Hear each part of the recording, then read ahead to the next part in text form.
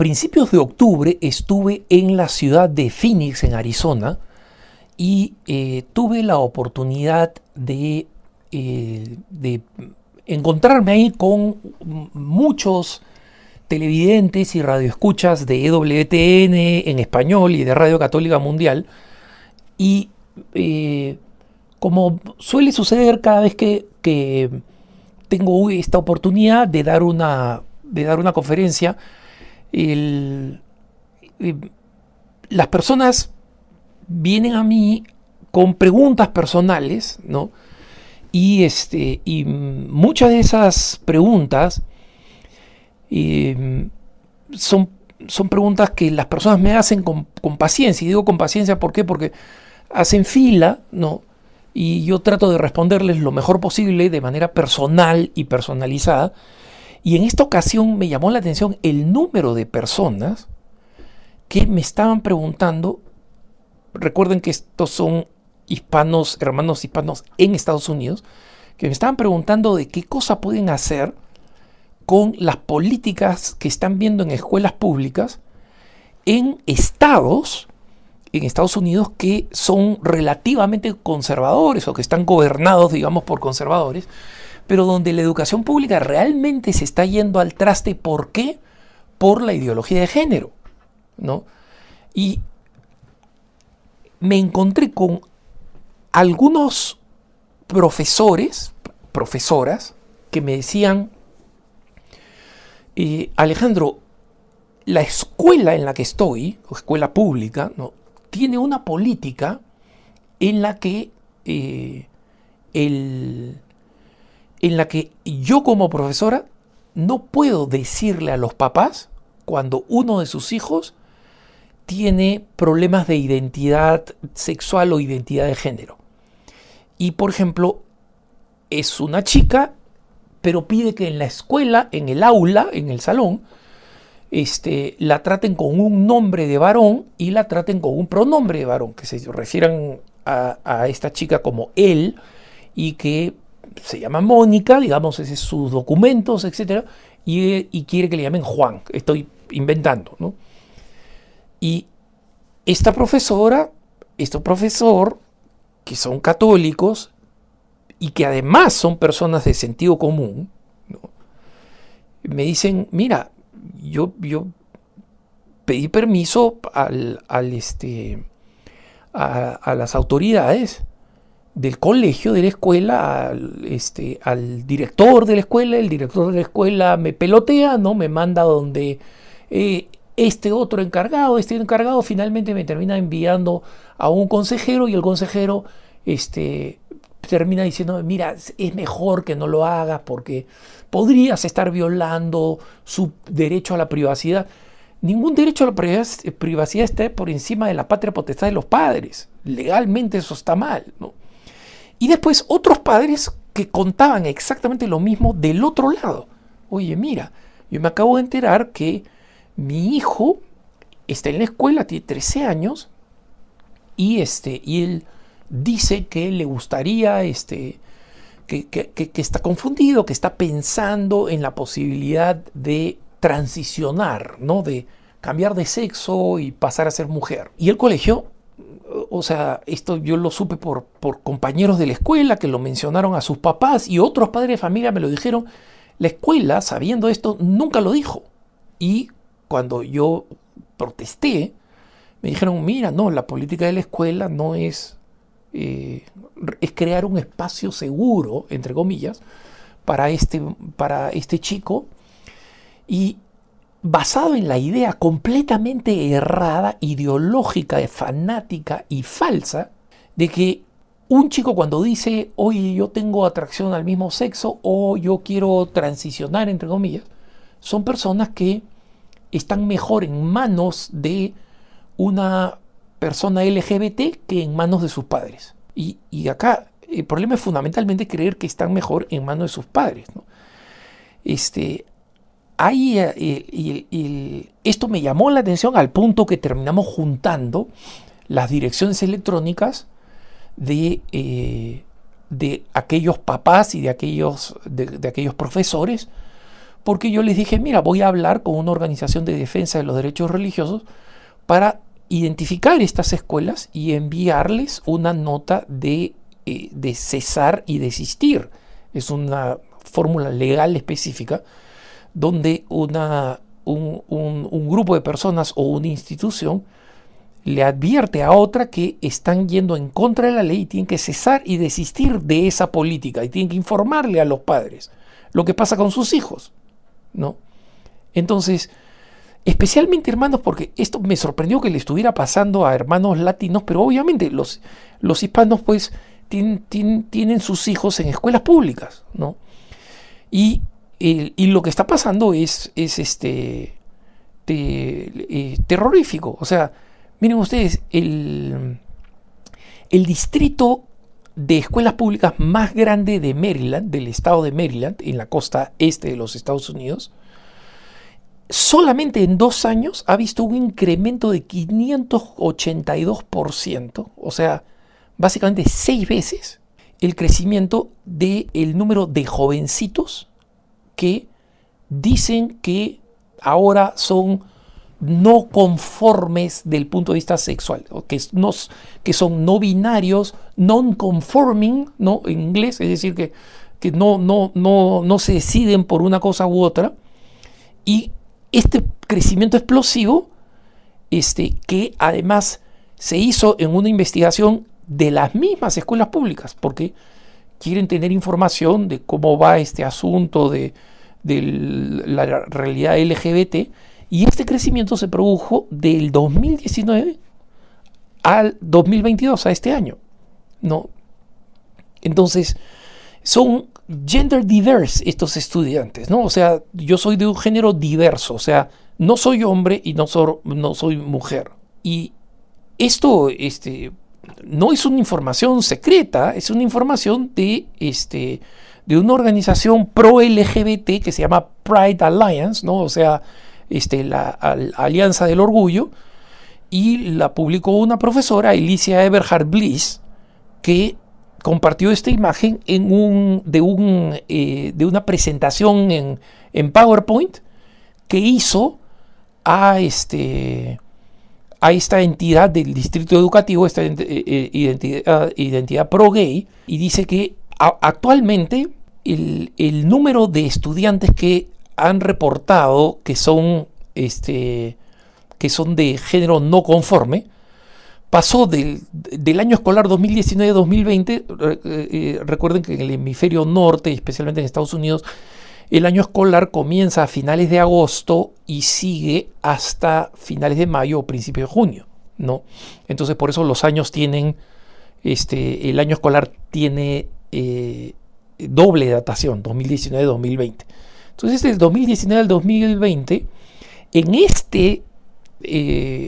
este distrito escolar, que es el más grande del estado de Maryland, o sea que está en la zona de Baltimore, con la gran población, había 35 estudiantes que se llamaban no conformes sexualmente. Eran 19 en la escuela intermedia, ¿no? Que llega, digamos, hasta muchachitos de 14 a 15 años, y 12 en la escuela secundaria, lo que se llama high school, que va, digamos, de 15 a 18 años más o menos.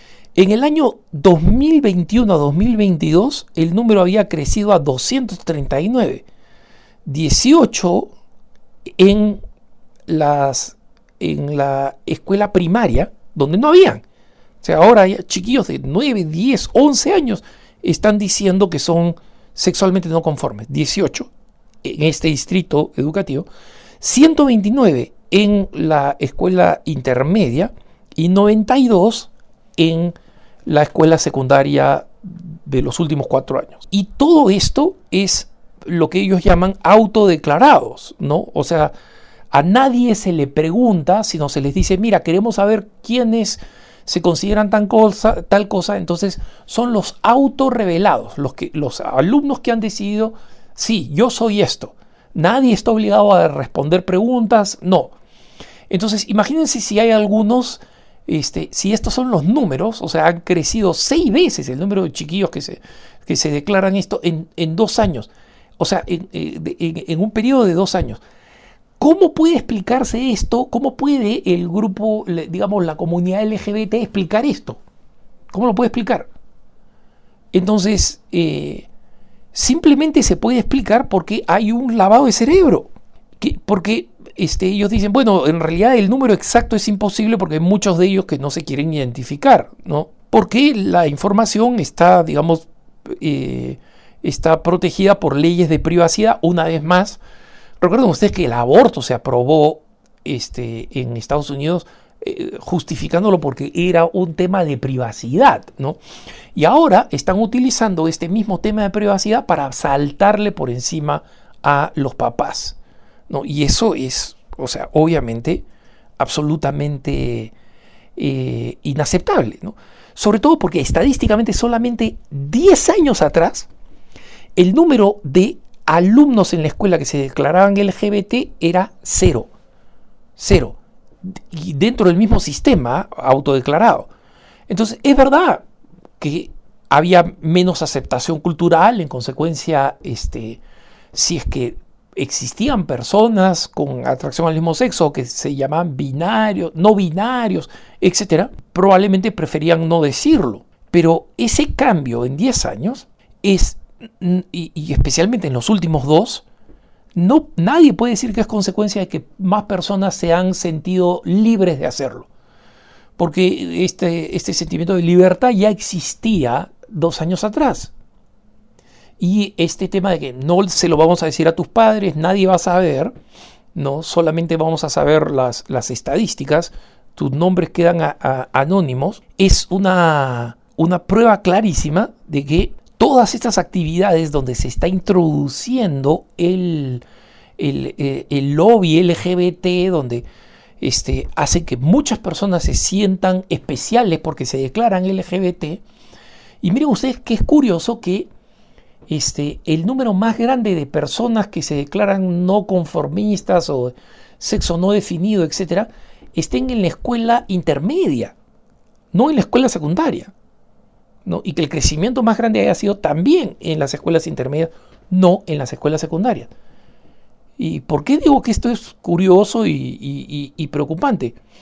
Porque coincide con el despertar de la pubertad, donde los jóvenes, varones y mujeres, experimentan más la tensión referida a la aceptación y la atracción sexual, ¿no? Recién comienzan